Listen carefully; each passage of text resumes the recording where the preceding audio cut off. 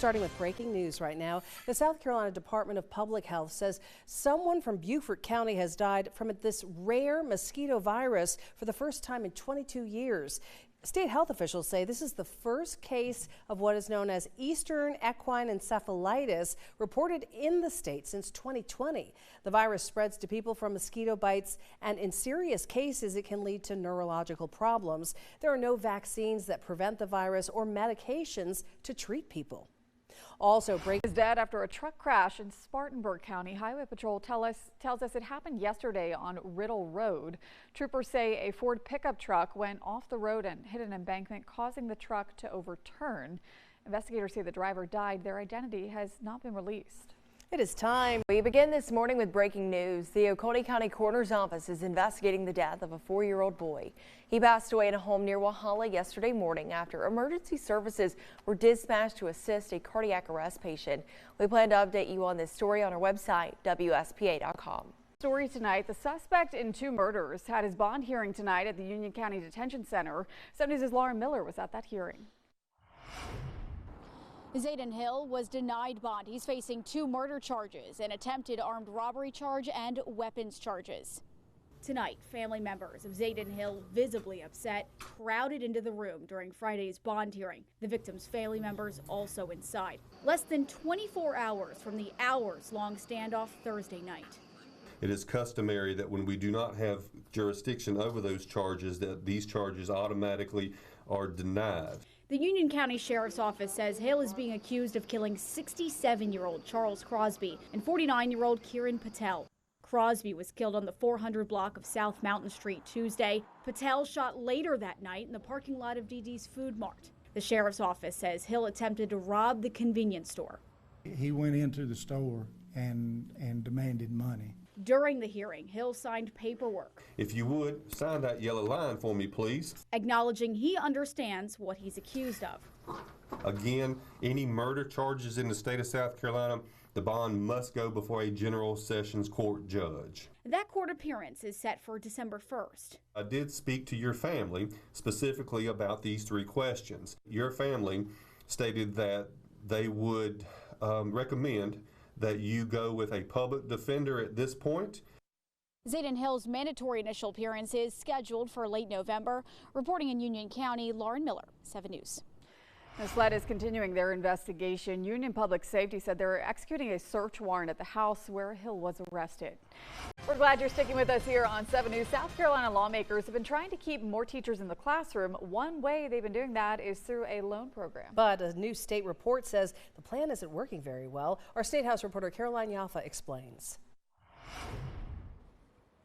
South Carolina offers a loan program for future teachers to help them pay for college if they teach in-state for a few years. If they leave early, they have to pay it back. A new report says most people who take the loan don't stay in the classroom long enough to get it forgiven.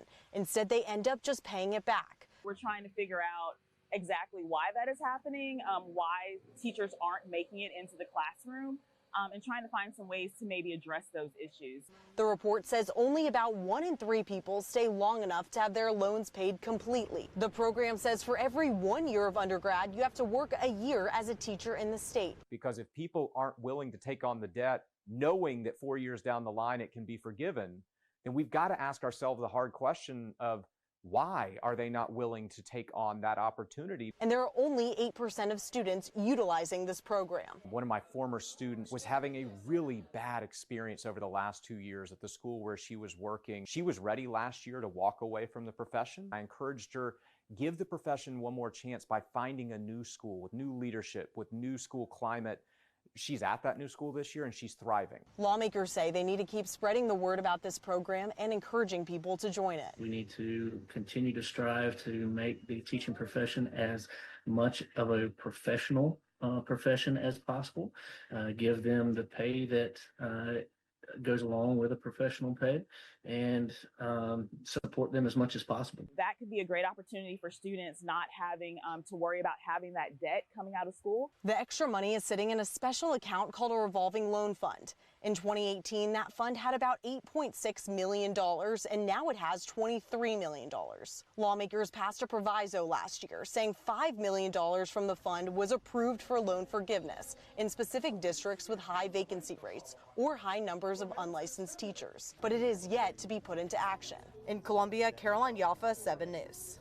Lawmakers have passed several bills in the State House that focus on teacher retention, but many teachers say laws that were passed years ago haven't been effective. A community activist says he is concerned that some kids in the upstate don't feel seen or heard, but they fear that politically opposed groups in Greenville County schools could lead to trouble. 7 News' Julia Keener has our story. A community activist says he believes some students are being overlooked and fears if those teens start groups where they feel represented under the current policies, they may end up at odds with opposing clubs.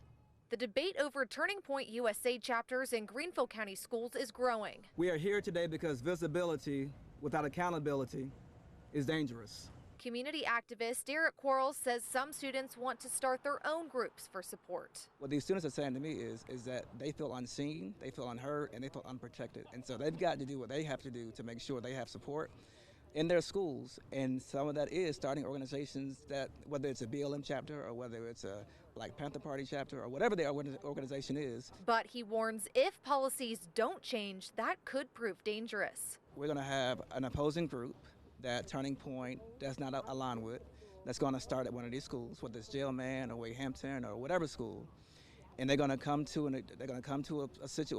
a place one day where they're going to meet one another with force, and it's going to turn physical, and it could become deadly. But not everyone sees a problem, including Greenville County resident Jim Price, a longtime supporter of Turning Point founder Charlie Kirk. I think in Turning Point's kids, there's no race break, meaning white, Asian, black. Turning Point is not just made up of white, upper crust kids. It's all kids. For now, GCS says all clubs follow the current district policy. The message is clear. It is to have a conversation so that we can look at the current policies that allow any organization into the schools, so that we can make sure that we have common sense organizations in these schools and not organizations that are indoctrinating our students and making them extremists or making them to be anything other than amenable to a learning environment where students can learn and thrive and succeed. Quarles has not suggested any specific policy changes. In Greenville, Julia Keener, 7 News. Greenville County Schools sent 7 News a statement. Take a look here. It says in part, we are dedicated to fostering a caring culture and environment for all students while ensuring we operate within the law and board policy. Tonight, an upstate nonprofit and power company are partnering together giving away free trees to residents. Trees Upstate held an event in Greenville this afternoon, marking 1 year since Hurricane Helene. Organizers say the giveaway supports ongoing efforts to revitalize the upstate's tree canopy in the hardest hit areas. They expect to give away 1,000 trees. It just feels really great to know that we're doing something to help reforest the canopy after a hurricane, because it was such a terrible storm, and all we've heard is that people were grateful to get these trees, especially for free, and that they just appreciate what we're doing as Trees Upstate. The event was made possible by a partnership with Duke Energy. Trees Upstate will be in Spartanburg tomorrow. We'll have more information online at WSPA.com.